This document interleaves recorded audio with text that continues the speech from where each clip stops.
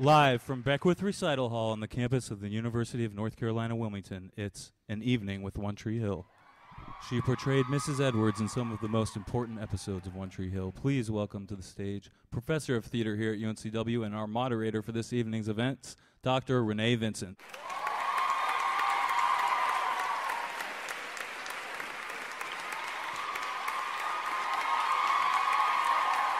Good evening, and welcome to An Evening with One Tree Hill. Without further ado, help me please with the UNCW Pep Band to introduce to you the One Tree Hill actors and creator.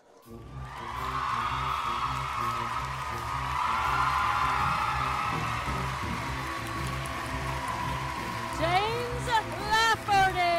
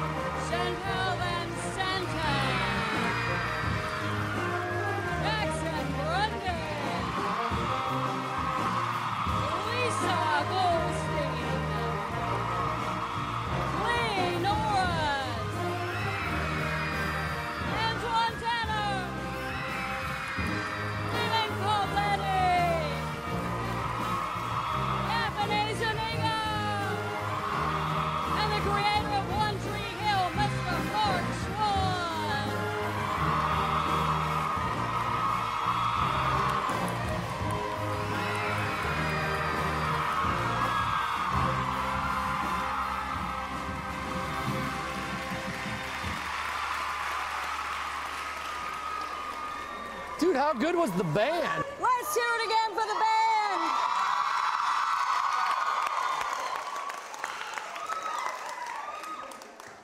Thank you so much, UNCW Pep Band, and thank you for that warm welcome. We're going to begin with a little bit of a backstory. Every story's got one, right, Mark? This one certainly does. It certainly does. Tonight is all about a free flow of conversation in which we will get their side of the story. But we couldn't begin any place better than the mastermind of One Tree Hill, and that would be the creator, Mr. Mark Schwann.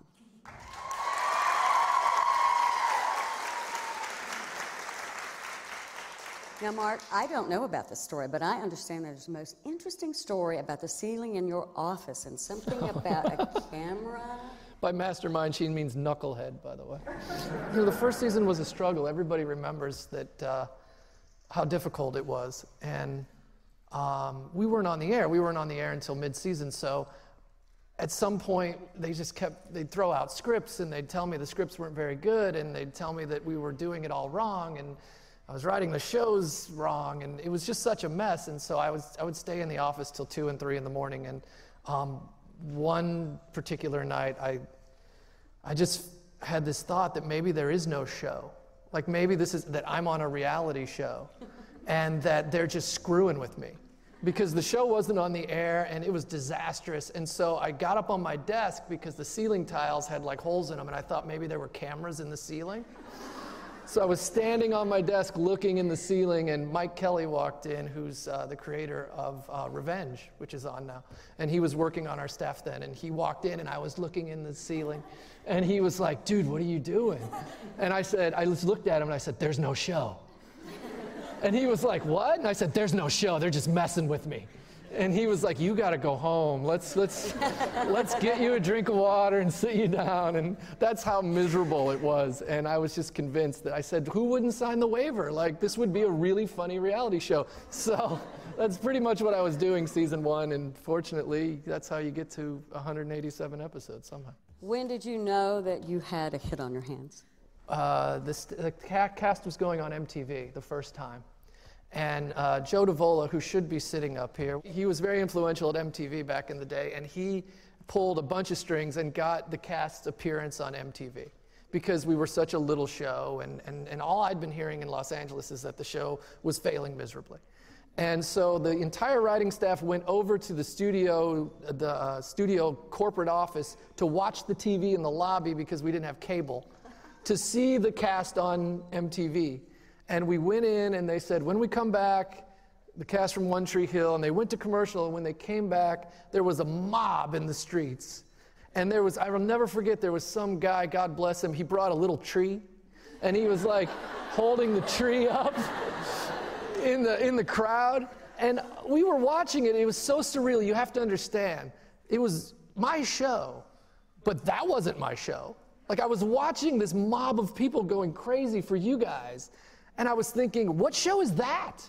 Because I'm being told that this is not happening, and that's when I knew. I was like, there are a lot of people out there that love this show, and that was the day, and that was probably like 6 or 7 episodes into season 1, I think. You've had a lot of surprises, and though it became such a success, season after season after season, you didn't know if you were going to return. Is that right?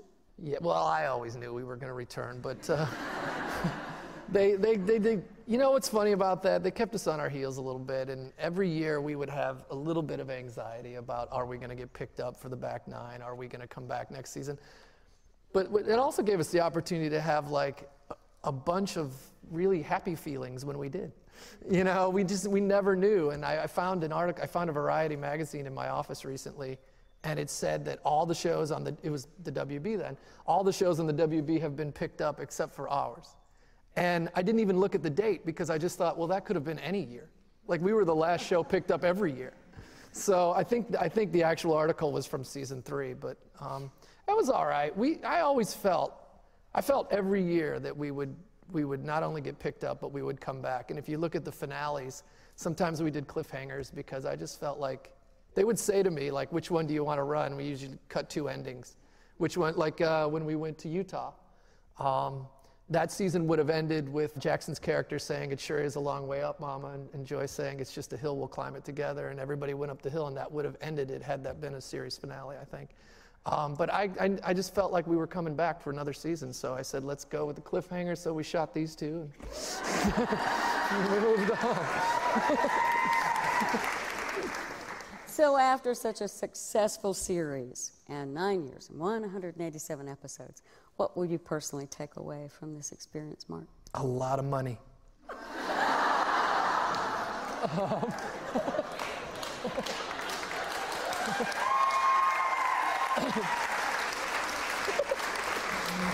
I used to have an expression, because, you know, we haven't exactly been liked by the critics. I don't know if you noticed.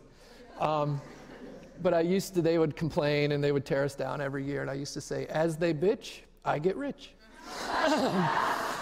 But truly, I'll take away the relationships. I just think that it has been life-changing because of the people that have come into my life because of it. Most of them are up here, but a lot of them are out there. And the producers and the crew, and this one obviously has been life-changing because of everybody involved. Let's talk to everybody involved. Let's go on now. I know, enough yap from me. Let's talk to the pretty people. James Lafferty.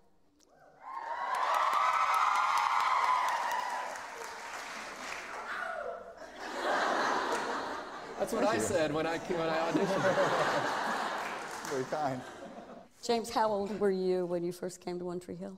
I was 17 when we shot the pilot. 17 years old, yeah. Basically Jackson's age now. Yeah. I was actually less mature than Jackson, but a little bit older.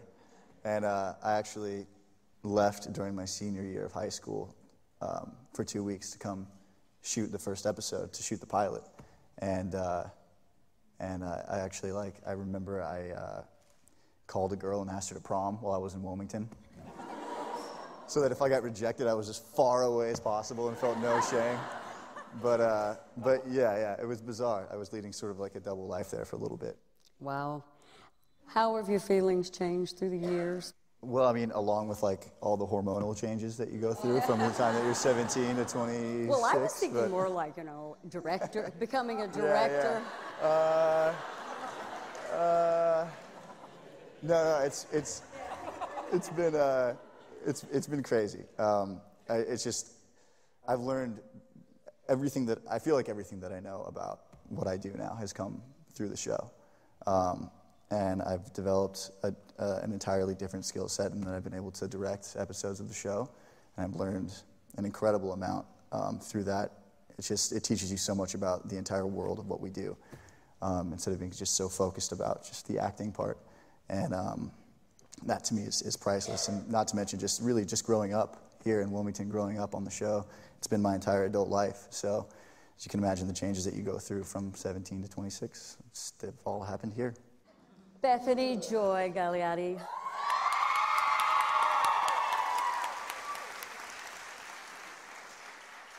She has played Haley James Scott for 9 seasons. When you look back, did you ever expect to be hearing that phrase?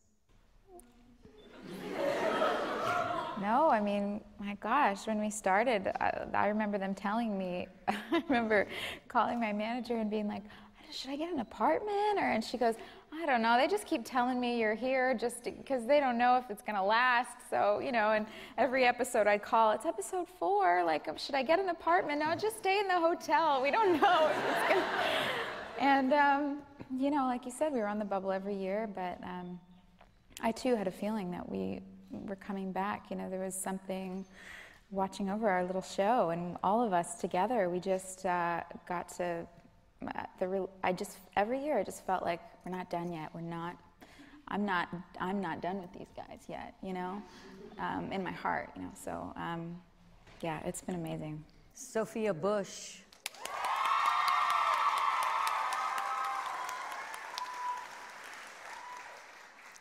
Has played Brooke Davis Baker for 9 seasons. There are a lot of performance majors, and I know that they're interested in what the audition process might have been like for you 9 seasons ago when you were brought in. Yeah.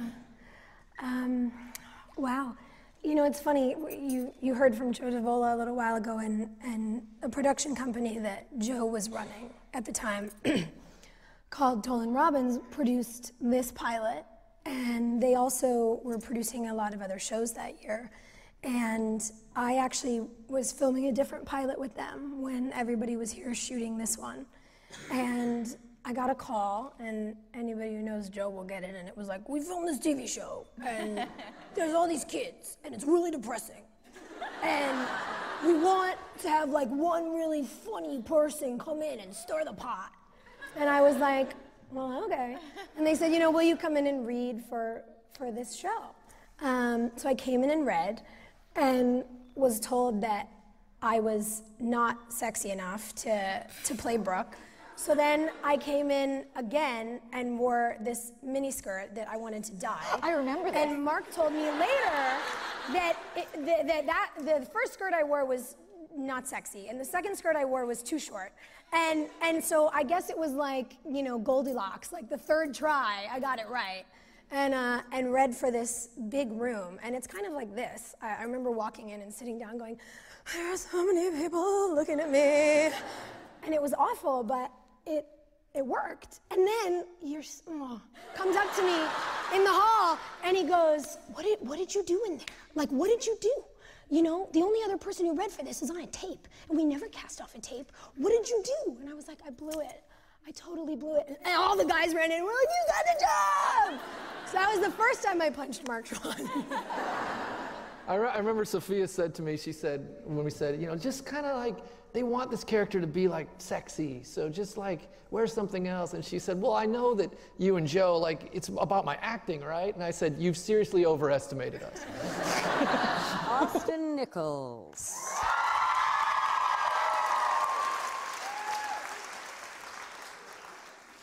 So what's so special about One Tree Hill? I mean, I always thought I was coming to play a villain, and you know, 10 episodes turned into 12, and then I think it turned into 14 or 15 or something. I went away for 3, and then I came back to do, I think, the last 2 episodes of season 6.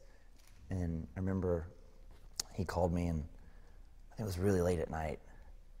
I don't know why you called me so late, man. Because I had just gotten done looking in the ceiling. And he said, how would you feel about being a series regular? And I was like, wow. I never saw it coming.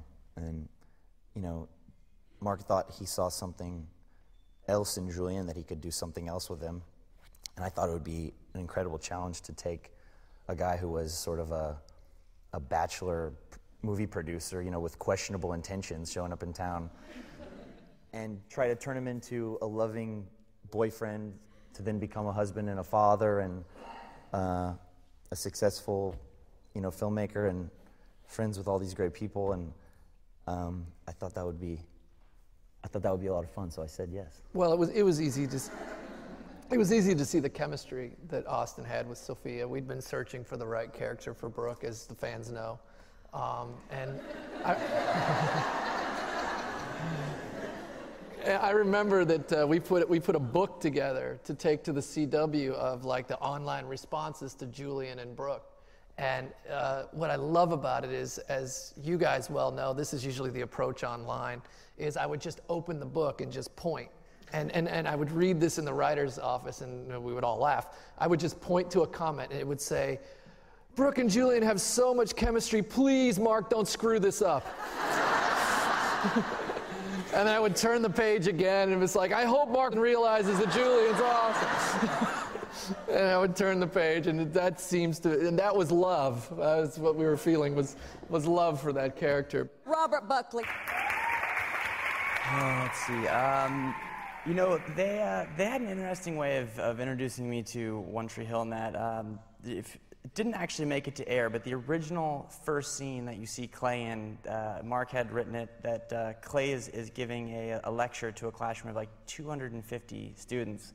So my first day, my first scene, it was in their infinite wisdom that to ease me into the swing of things, they would put me in front of 250 extras and have me do a page monologue. That ended up getting scrapped. So it was never going in the episode. We were just screwing with him. Yeah.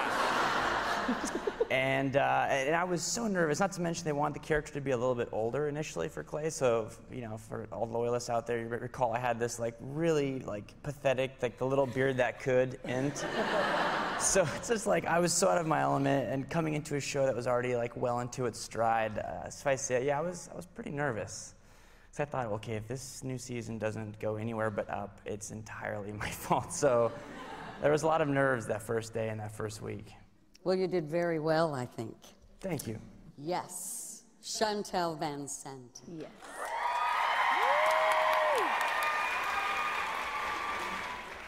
When you first joined the show, now 3 seasons ago, how has One Tree Hill changed your life?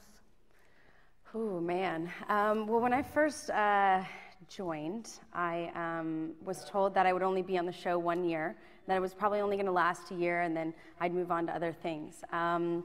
So I went into it with that mentality, and I got to meet Rob, and we watched some of the past seasons, because I unfortunately was not a fan of the show. But I didn't have a TV, so that's okay. But I joined, and it's kind of grown, and our characters have grown, and now I can't believe I haven't, I'm jealous I haven't been on it for 9 years, you know, because the writing's always incredible, and the relationships I have are incredible, and working with such talented people. You know, it's changed my life for the better, every experience. You know, even if it was something that I felt was negative at the time, it probably helped me grow even more as an actress and as a human being. She got to throw cake at Jackson for her first Yeah, my day. very first day, I got to have a cake fight with me and Jackson and Joy. And you also, you know, Rob and Chantel came in, we knew that their characters would spend a lot of time together. At least that was our plan. And it's always nice because they became such fast friends. Like, I think immediately you guys became friends, and that was so encouraging. So, Jackson Brundage.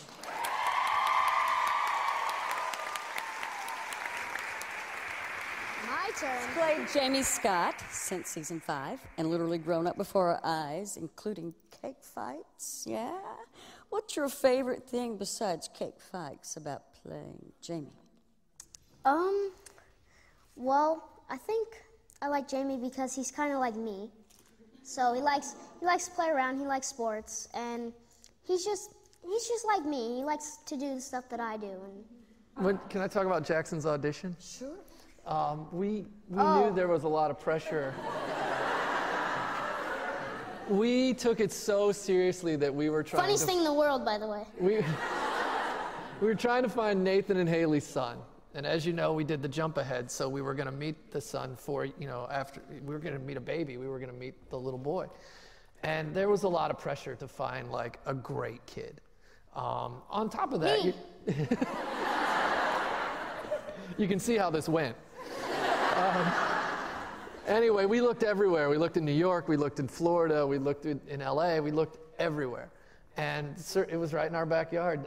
Jody and Jackson came in. He came in red and he was so good, but I was worried. You always worry that you're taking a young person and putting them in the rigors of a TV show, and they're going to be around adults, you're going to take them out of school and all that stuff, You see these terrible stories about kid actors. I wanted to talk to Jody, his mom, and I wanted to make sure, what the family was all about. But before we brought Jody in, I said to Jackson, so just tell me about your life and, what do you do? And you were born like 2 weeks ago, so like, what do you do? And he said, I said, like, what's your favorite pie? He said, I've never had pie. Now, I didn't know that Jody was a nutritionist and so I immediately thought like crazy stage mom. So I said, I leaned up and I said, do you want pie? And they won't let you have pie? I swear. And Jackson looked at me and he goes, I'm a chocolate guy. And I was like, he's killing it. He'll be great. And he has been. It's been wonderful. I'm a chocolate kind of person, too. Yeah, I'm with you. Antoine Tanner.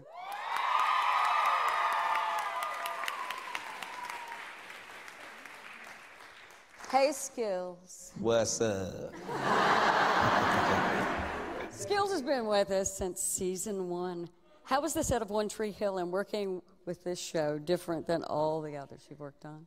Well, when I first came out here, I didn't read the script because I've always been a fan of swamps, always.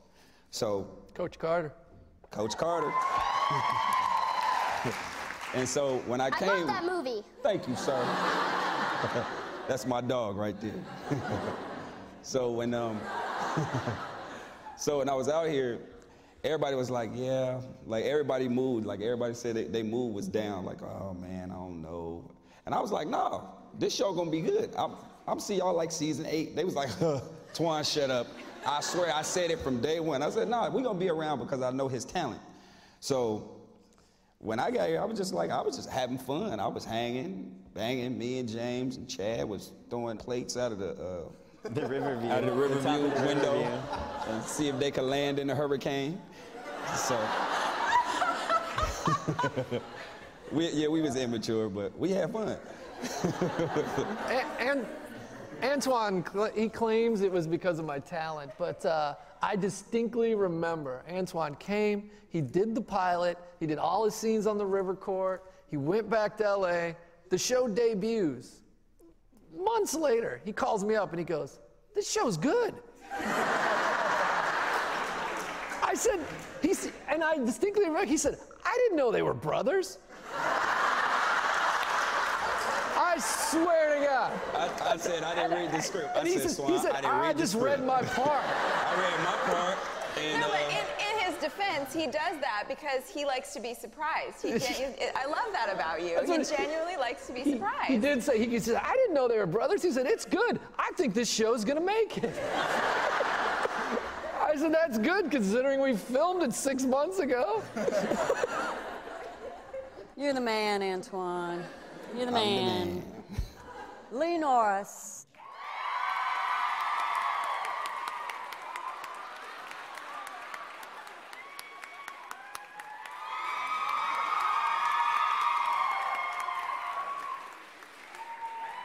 Hello, everybody. I thought Coletti was the prop comic.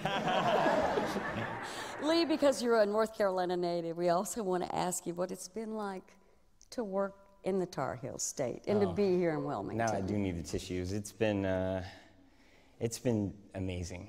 I am from North Carolina, and I think all of us, we want to find something that we love to do, and acting is obviously that for me. But then to get to do acting in North Carolina, my home state, and be 2 hours from my parents just an unbelievable feeling. You know, you can't top that. And it's not lost on me that a lot of the people on this stage have been away from their families for 9 years. And I just feel really grateful that I've gotten to do it. And I am gonna cry, shit. All right, well. So it's been pretty awesome. Yeah, I'm very grateful. Yeah.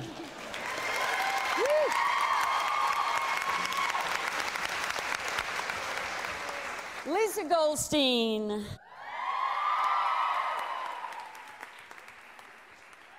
Lisa, did you ever think that the mousy secretary that first appeared carrying Brooks coffee would become such a fully fledged character full of depth with 5 seasons worth of stories to tell? Absolutely not. I didn't even think I was gonna book the role in the first place. I remember I put the first scene on tape, which is the first scene of season 5 with Sophia, and at my agent's office in Orlando, and I forgot about it because nobody ever books anything from a tape. So I got a call from my agent a week later that I had booked the role, and I had to have my friend listen to it because I was like, I don't think I'm hearing this right. Can you listen to this for me? Because this doesn't sound like something that would happen. So then, when I kept getting brought back, it was just kind of surreal for me. And then when I got the call that Mark wanted me to be a regular, I was driving and I had to pull over because I was like shaking and really excited. And I just never thought that this would happen to me. Here I go.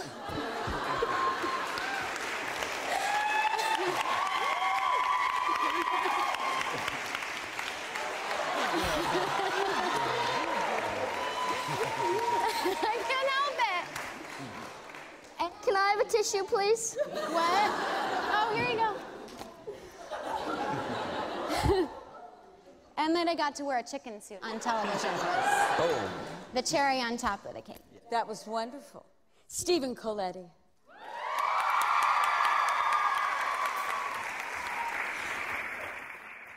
How have you grown as a person and as an actor? First, you asked how you've grown as a person. I think we're still working on that part.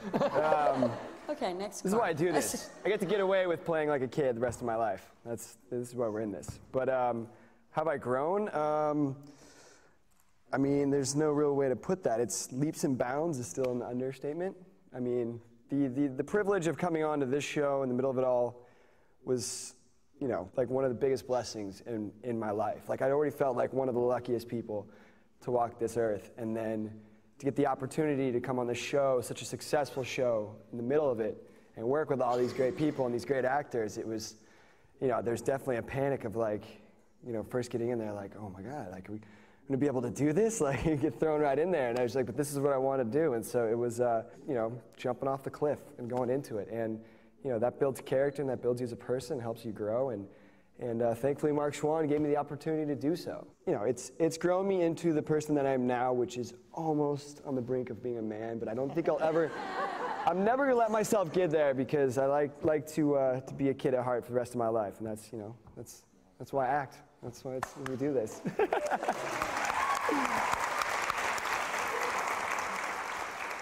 Daphne Zuniga.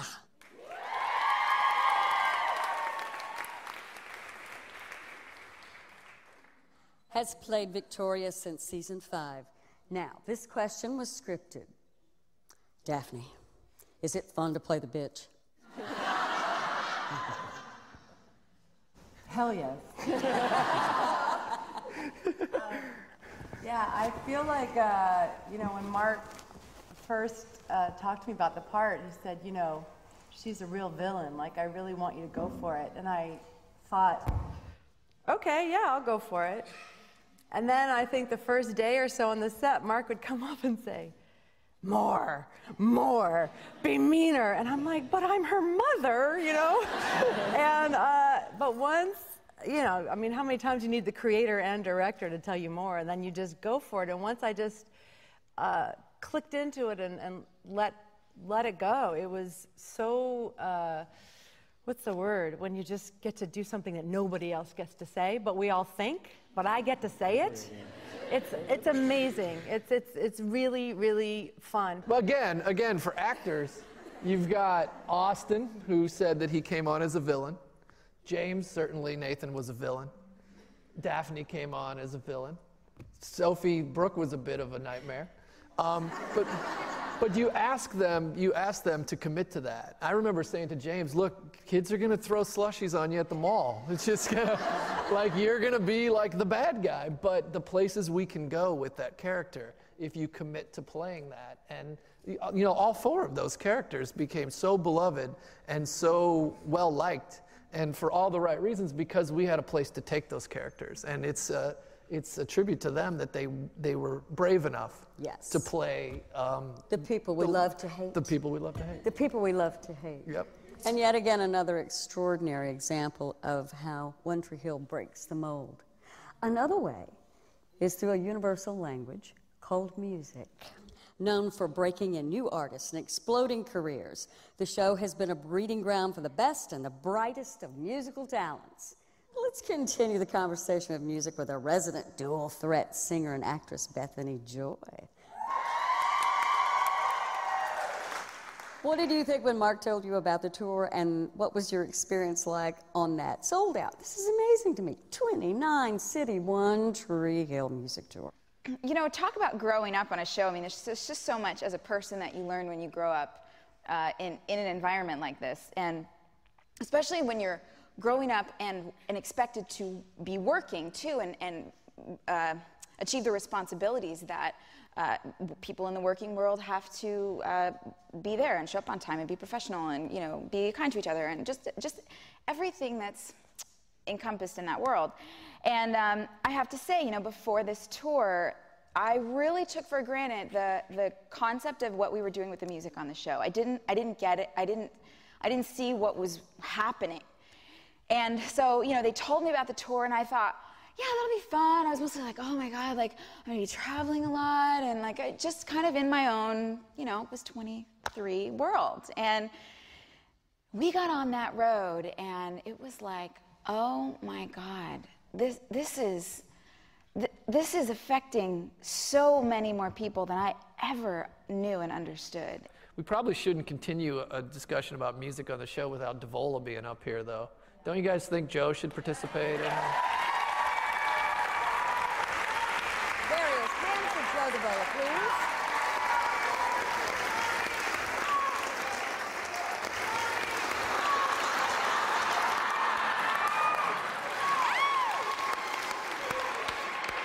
This is Joe Davola, ladies and gentlemen.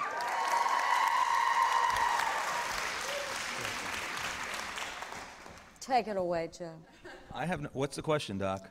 Talk about the music. We're talking about your I love favorite music. You know thing, what I was thinking about also? I directed a lot of Joy doing music on the show. You did. I did the 40s episode, which she was amazing at. She was amazing, amazing.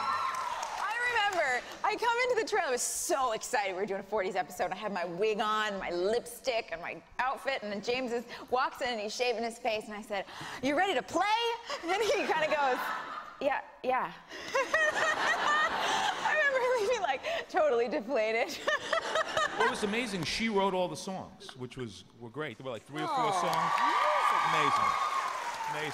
She looked beautiful. She looked amazing. I wanted Joe to talk about Seattle was the first night of our tour. Yeah. The music tour.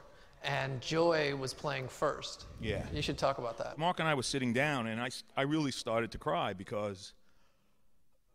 See, I knew I could get him up here and get him emotional. I'm not going to be the one crying here. Where are the tissues?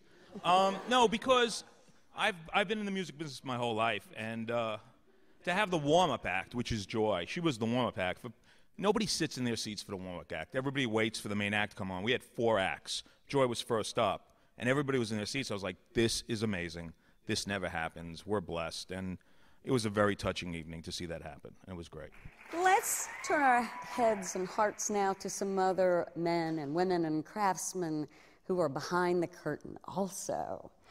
You know, these people are the faces of One Tree Hill, but we wouldn't be where we are without our wonderful crew. Let's give them a hand. Our crew.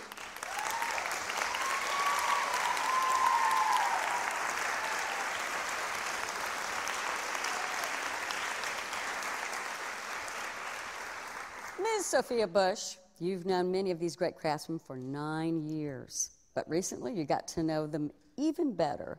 Let's have a look. Hey guys, I am about to take you on an adventure that we are affectionately calling Crew Cam. I decided to flip the lens on everybody who's generally behind the camera on this set because if you've heard that phrase, it takes a village, it really truly does. We have over 200 people who work on this show tirelessly every day to make it happen and to bring it to all of you, and we couldn't do our jobs without them. If it were not for the crew, we'd be a bunch of actors with no wardrobe out on the street saying lines we'd try to make up ourselves. So I really want to give you a chance to get to know the people who have brought One Tree Hill to you for 9 years. Enjoy.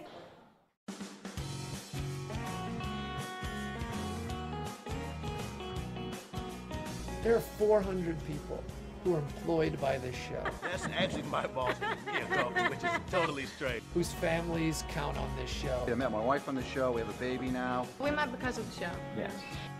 Getting married. And quite frankly, who enjoy making this show. I went from an extra to the second AD, and I couldn't be happier. I love this show. They call me Biggie. When the show is over, we'll always remember each other. We're Puerto Rico. I'm really the script important supervisor. to this show. I'm the operator. I'm the department head and makeup artist. I'm the digital loader in the camera department. I'm the gaffer. I'm the transportation coordinator. Second AD. Matt, craft service.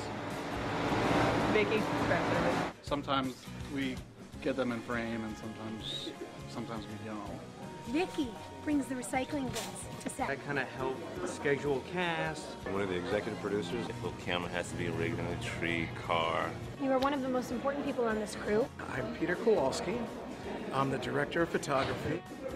I love this show. The coolest makeup artist ever. Besides being part of a family, it's been an extraordinary experience as a filmmaker. I'm the rigging gaffer. I work in transportation. I'm a lighting technician. I love the cast, I love the crew, and I love shooting in Wilmington, North Carolina. I'm the production sound mixer. I do first team on set. I'm the B-dolly grip. We are with a very, very important member of our crew. I'm David Hartley. I'm one of the producers and the production manager on One Tree Hill. I operate this camera. I'm the key hairstylist. I am a third, also known as a utility, also known as a cable puller, also known as second boom. I'm production office coordinator. Chef's extraordinaire. I'm department head here. I am the E-camera second assistant. I'm the boom operator. Look at this. Look at these muscles. Humidity. It's such a blessing to be able to come here every day. The thing that I hang on to is the people. I feel a huge brotherhood. It's all been such a great memory. It's kind of like you going to work with people that you love. I've just fallen in love with everybody. They're like my surrogate children. It's a lot of things. There's been a lot of fun stuff. We want our money now. 9 years later, it's crazy that we're still here. Speaking of great faces, It's a fun family to come into. I want to think that maybe I haven't had my best moment yet. It's just been a joy getting to know people so well. Friendships, it's all like a big family of friends. And what I'll take away is just the camaraderie. Such a sense of enthusiasm on our set. There is a sense of family and a sense of inclusion. Once he hired me, I told him, I said, I love it here. You are not going to drag me away from this place. After 9 years doing this, you know, I can truly say that I'm proud to work on One Tree Hill.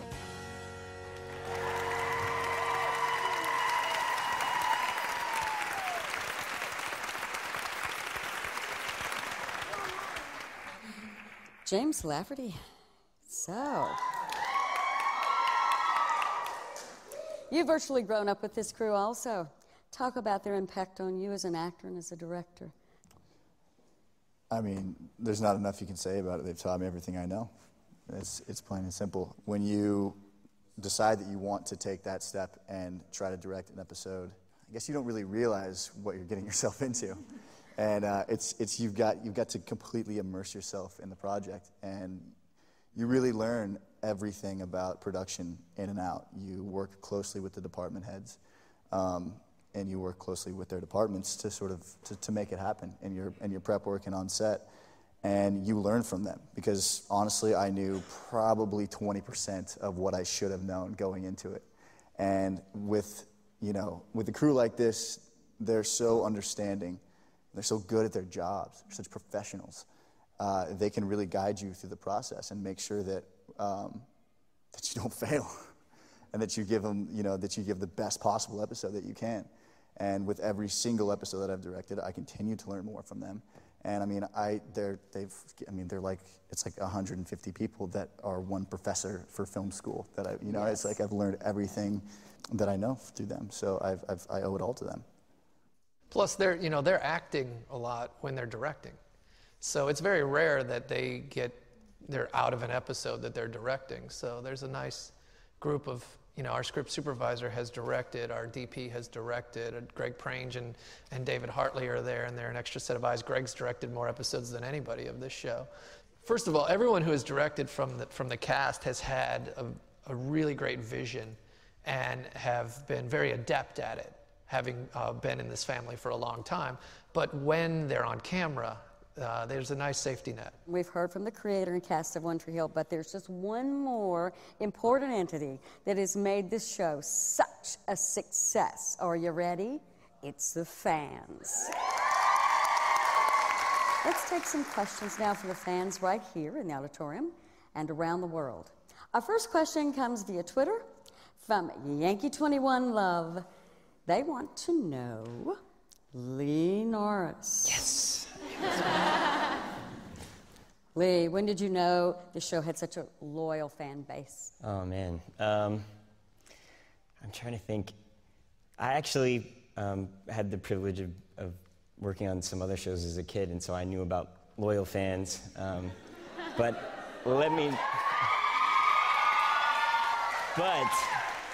I have never met a fan like a One Tree Hill fan in my entire life.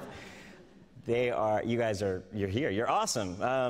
I know the first time it really kind of clicked for me was, I think, back in season 1. I was actually still in college when I was doing the show, and I was driving. I wasn't a series regular. I was reoccurring, so I was going back and forth. One day, there was like this car that was just like the lights were going, the windshields were going behind me, and I was like, oh my God, someone's in trouble. Like, what's wrong with this car? And I pulled over so they could go around or whatever, and they sped up, and it was these two girls who were screaming and crying and just yelling and waving, and I was like, please don't die, I see you. And the show had just started airing and really had found its groove and was really clicking, and I had to pull off and get gas or something, and so I just kind of waved and pulled off, and I got gas in 20 minutes and got something to eat. 20 minutes later, I pulled back on, and they had stopped at the exit and were waiting for me. And I was like, oh no, I don't know what to do. But that's when I think I really knew. Also, we got to go on the music tour and announce MC, and so that's really the first time that I got to meet a lot of you guys face to face. And I think, if I can, say so, I think it's what set our show apart from a lot of other teen shows of that genre, was what Joe and Mark did in the interaction and getting us out there and doing things like this, and I think that's why every year when it came down to are we coming back or are we not, I think it's those things that pushed us over the edge. So thanks, guys. You got me. From Lozabelle in Sydney, Australia, Antoine. What up? What up? Antoine, when did you know that you were a part of something really, really special? Well, when I found out was the day that the network switched, and we was in the locker room shooting a scene, and Swan was like, "Oh God, the network switches to CW now because they combined with UPN and the WB, and they was like, all the shows on WB is canceled, but they haven't said anything about us." So I remember he got a text, and he was like, "Okay, we might be good." Once I heard that, I was like, yeah, we straight. So I was cool. Like I said, I kind of knew from the door once I actually watched the pilot. And when I watched it, and I was like, I really was like, damn, this is really good. And I don't watch a lot of stuff. I watch First 48, I watch those kind of shows. But for me to actually be a fan of Tree Hill, I was like, this James and this Chad guy is pretty good. I like how they're doing their thing. So that's when I thought it was special. I think Antoine actually came up to me and said, you could do this for a living, you know that? Yep. He was pretty good at it. We have a live microphone for questions.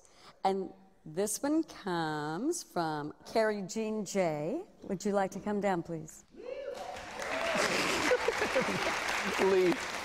Hi, my question is for the whole cast, and it kind of has two parts. What is it that you admire most about your character, and how is your life similar to theirs?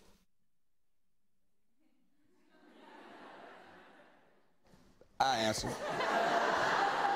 I got it. Skills is really Antoine, like, period. I was happy Swan actually named me Antoine on the show. That was hot. I was a high school basketball player. It was pretty good. I was the class clown, the little joker dude, and, you know, I take the words that he write, I switch them up sometimes. Just keep it funny, you know what I'm saying? But the character is me. So I just use his words and just make them me, because it's not a stretch. I got the easiest job in the world. I got criticized once for how I wrote skills as dialogue. And I said, I don't write that. That's how he says it. And it's funny because when Swan write it, I go be like, I'm not going to say that. And he the boss. So. All right, I'd like to answer. Good luck with that one. I know. I'm kind of the luckiest guy up here because, you know, Julian, I don't know if, you know, Mark has been known to farm our real lives and put them on TV. It happens a lot on television. It's good, and the things are real for us. And I don't know if Julian got to direct because I wanted to direct, or if I got to direct because Julian wanted to direct, and I don't care because it all worked out really good for me. But that was kind of the great thing that, you know, the similarity for me. And also, one thing about my first question from you, Dr. Vincent, about, you know, why is One Tree Hill special? You know, there's no other show on planet Earth where this would have happened to me. There's no other place where I would have been able to direct after coming onto a show late and as a guest and then becoming a series regular. It would have been impossible, and I don't think people realize that, and I just want everybody to know how amazing and rare and how lucky I am. So thank you.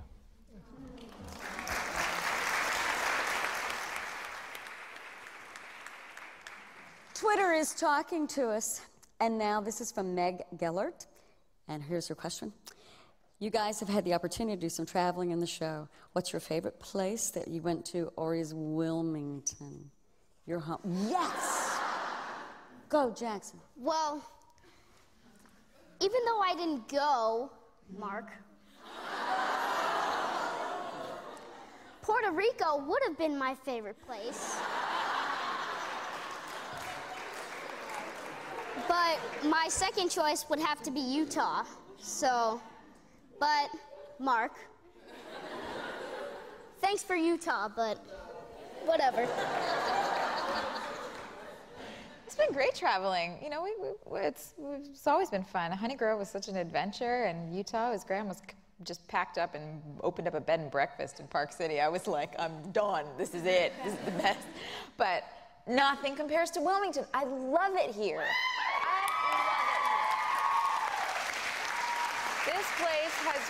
This place has really become home, and it's in my heart. Well, back to Wilmington and our audience question. Miss Tori Winsky, do you have a question? Come on, boo. Tori! Come on, boo. Come on down, Tori. This is for everyone. What made you all decide to go into this business? I had no choice in the matter. I knew it was. I started doing theater when I was a kid, and I was done for. The bug bit me, and I was in. Jackson, what about you?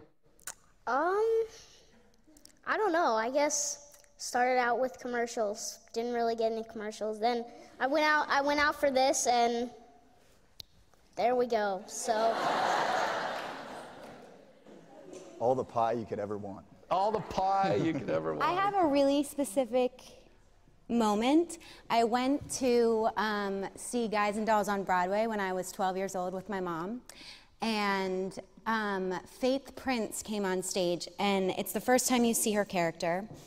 And she starts singing A Bushel and a Peck, which is a really classic musical theater song. Everybody knows it. And she made these choices that made it even better than what it already was. And it was that the fact that she could elevate something and make it 100 times better than what it was on the page that kind of really hooked me. I just was really inspired by that. So that's when the bug And then hit me. cut to Lisa's audition for the secretary who's going to be in one scene Yeah. with the Brooke Davis, and she picked out this really, I remember the top, the jacket that you wore. Yeah, which is, I wore it in the audition. She and wore I it in the on audition, and I said, show. that jacket is, she's so funny. And they said, that's her jacket. And I said, make sure she wears that in the scene. And then the glasses are mine too. And the glasses Yeah. and everything. So cut to somebody making choices that elevates the material. Right. And comes full circle. I would like to hear Daphne's answer to that question. I was gonna say the same, exactly. So, Daphne, we have a request. How'd you get in the business, doll? And why? Why? Well, I feel like because I came when my parents divorced when I was really young, and so I didn't really want to be at home, so I'd stay at school. And there was sports, which I was at, but there was the theater department, and I could stay there all afternoon, and I think, and rehearse. And I, like you said, just loved it so much. I felt so safe on the stage. You know, and then we developed such families in the theater department. So I did my first play when I was 13, and there were no boys in the choir, so I played the Admiral in HMS Pinafore. And I played all the boy parts, and but that was okay. It was on stage, and so then I left Vermont, where I was in high school, out to LA, and just knew I was going to do that. And I went to UCLA for theater. I've always known that I was going to do it. I didn't know that it was a career. I didn't know when I was very young that you could actually get paid for it and just never stop. So that's where the good fortune comes in, you know what I mean? And that's where my single-minded focus pays off, because I know I could really not do much else. But I feel so lucky, and I feel so lucky to, after all these years, what did I just turn 39? Happy birthday. Thank you. Plus a decade. I mean, I'm so old, it's not funny, and I'm still doing what I love to do, so. And can I just say, because you said there's some performance majors, if anybody out there wants to act and you're from North Carolina or you're from Florida or somewhere, like, don't let that stop you, obviously, because there are a lot of us up here that didn't, grow up right around the industry, and now with, putting yourself on tape and the filming all over the States, go for it, because I used to watch The Cosby Show and my parents were like, you have to live somewhere else, but you don't, so. Yay. Yeah. Stephen and Rob have such different ways into the business. I think you guys should talk about your choices as well. Yeah, I'll share. I think mine's pretty unique, and talk about what I was, explaining earlier with growth and just becoming who I am now. It was, growing up, I did a lot of theater locally in town and enjoyed it, had fun with it. As I started getting into middle school and high school, theater was the Monday through Friday nighttime, like that was, there was a lot of rehearsal time required, and at that immature age, to me, it just was not, there's something about being in high school, you need to have fun, you need to take advantage of the time, go out with your friends, get in trouble and all that. So to me, it was like, I'm just, I'm not interested into it, and it was like I didn't want to let my friends know that this is what I was interested in, this is what I wanted to do, because it wasn't, maybe cool at the time, as it's got the shtick, for which I have no idea reason why. But anyways, I go through high school, and as you kind of get to the end of it, you realize that there's so much more out there, and that, this time of your life does not define you, and that there's, the opportunities are endless once you get out of there. And so, obviously, when MTV came to my hometown, and we wound up doing Laguna Beach, all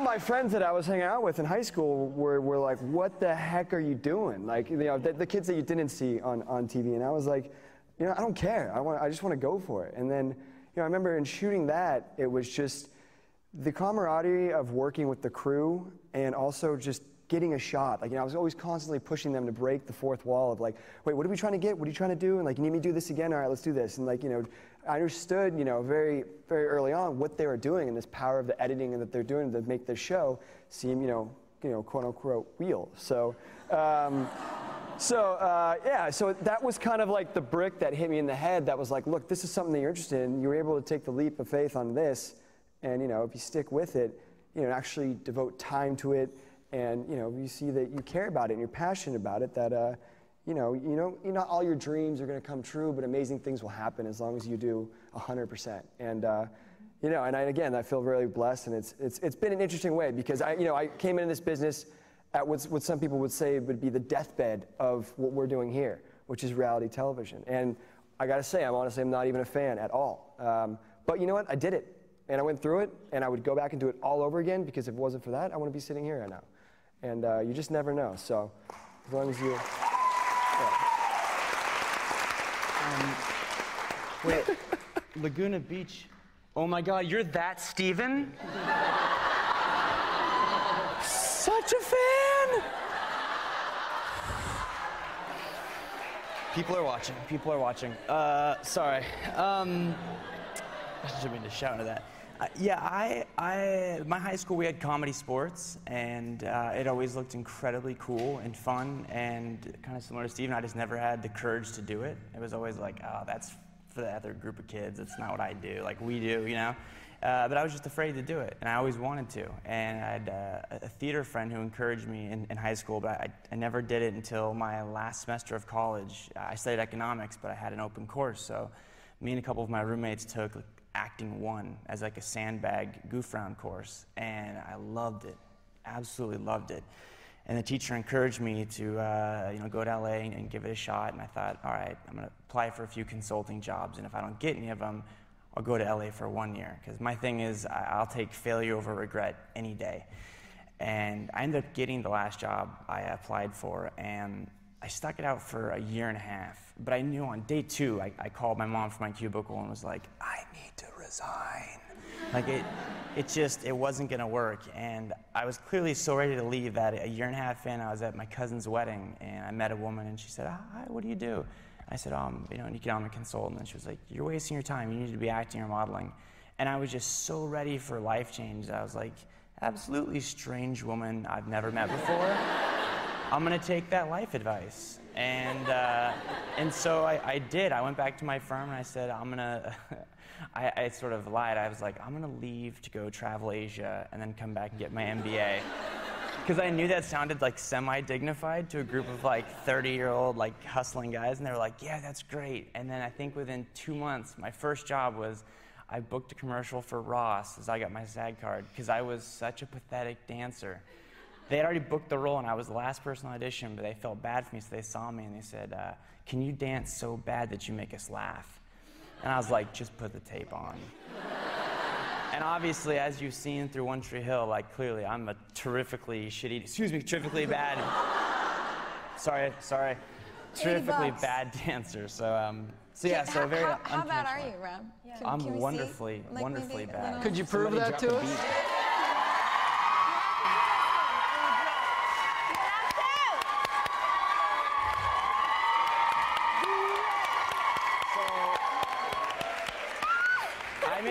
I made a mistake, and the other day I danced a lot. Do you need a beatbox? And I danced a lot on, between takes, and I did this awful move that I'll show you right now. I'm gonna regret for eternity since this is going on the DVD. I think I called it the power drop, right? Yes, it is. And so it's just when you're kind of dancing, and right when you think, when no one's looking really, sort of.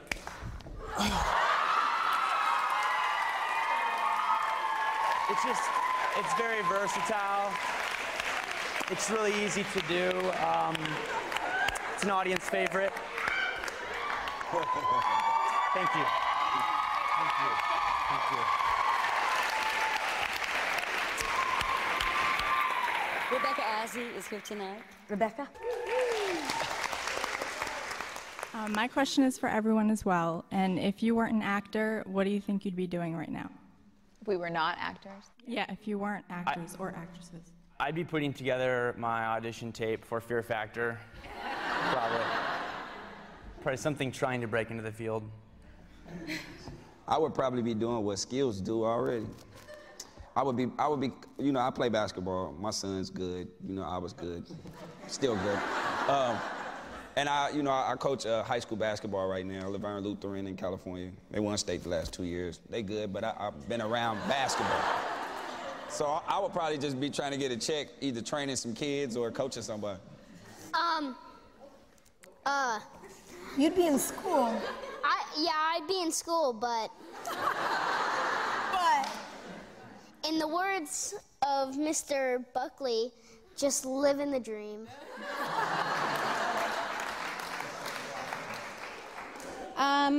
I wouldn't be doing anything else because this is the only thing I've ever imagined myself doing. So I'd probably be homeless or something. I've talked to Dr. V about this. I'd like to be a professor and try and teach something. Hopefully I'm qualified. I think you would be an excellent professor, wouldn't you? Yeah. One of the cool ones. Stephen. I didn't know we were going down the line. It goes this way, Stephen. You know, God doesn't give with both hands. My mind is getting picked on here. Yeah, ruthless. Having a great time. Kick it back. What would I be doing? I think something similar. I'm a big sports fan, so I always thought that the commentators in sports always bothered me. No offense. No offense. So This guy. I always kind of wanted to change that up a little bit, and I thought maybe that would be a route that I would go. So I guess still entertaining in a way. I as Lisa said, couldn't do nothing else. But if I had to pick, probably something that you can be bossy and get paid for. Maybe a therapist. But I don't have the patience. It's like you come see me once and you better get it. And I don't want to see you again. My boyfriend says I'd be a good lawyer because I'm always arguing. Prove your point. But that's too much schoolwork, definitely. You would be the best therapist ever. You'd be so difficult with your patients. You'd be just like, oh, grow up. Yeah, exactly. We all got problems. It would be, hello. Exactly. I would, Jackson and I would own a chocolate shop, probably. We would, we would be chocolatiers. And, Or a chocolate and pie shop. chocolate and pie is good. That's good. Or a chocolate pie shop.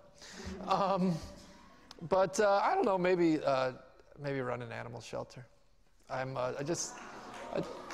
how about that? How about that? I just started a nonprofit that's animal-based, and eventually when this career dies down, I think that's probably what I would be most interested in. You know how there's like the creepy cat ladies out there?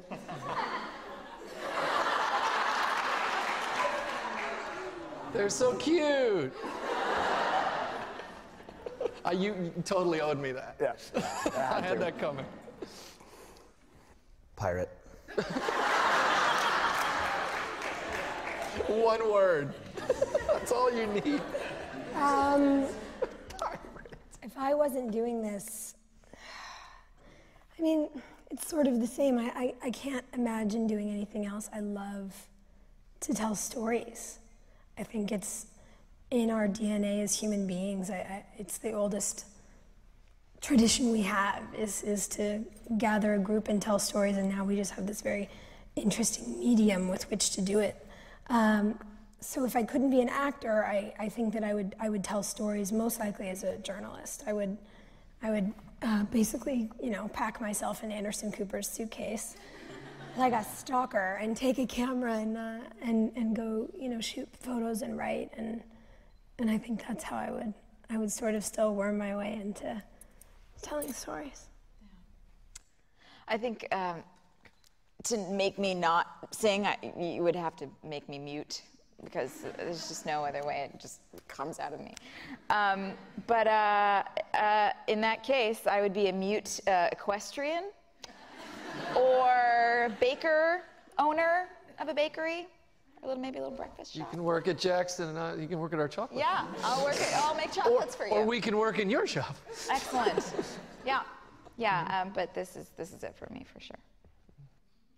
I think I would, the older I get, the more of an appreciation I have for what my dad does, and he builds buildings. And when I was young, I was just like, oh, that just looks too much work.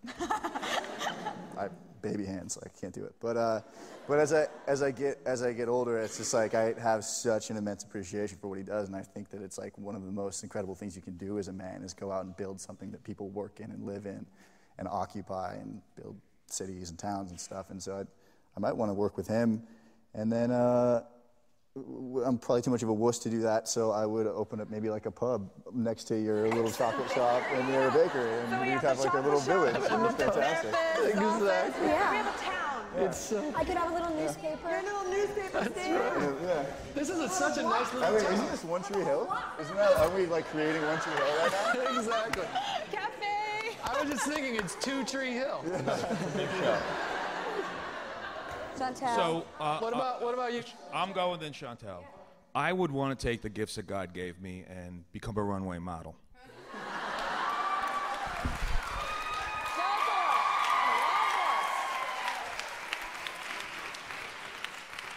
Chantal? Well, my mom thinks that from a very young age I've always wanted to be an actress because I guess I was dramatic and outspoken.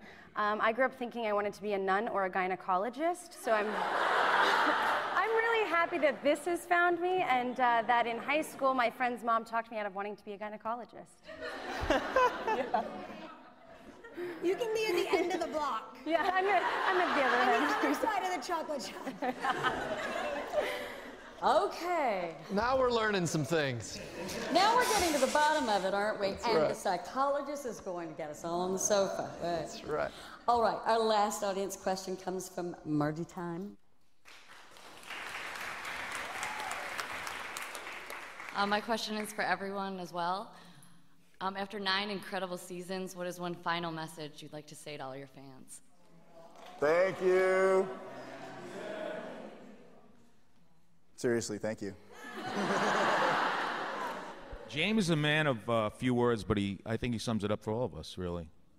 This has been an incredible experience, and I had incredible friends and learned incredible things in my life, and if it wasn't for the fans being loyal to the show, we wouldn't have a show. So thank you very much. Awesome.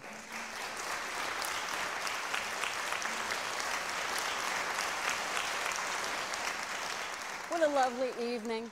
Can we have another big round of applause for these amazing artists?